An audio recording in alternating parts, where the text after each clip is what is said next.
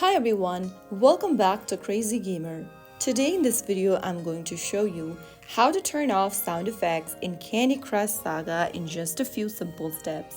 Whether you are playing in a quiet place or just want a calmer gaming experience, this guide will make it super easy. First of all, launch open Candy Crush Saga on your device and from the main home screen, go ahead and tap on the gear button at the top right corner.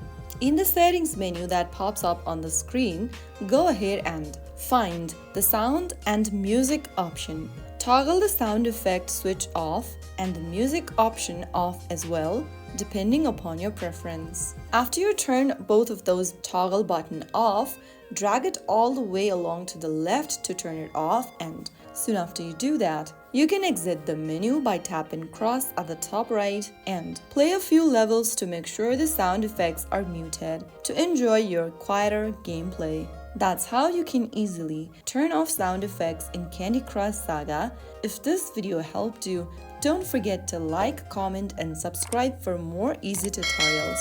I will see you in the next video. Thank you for watching.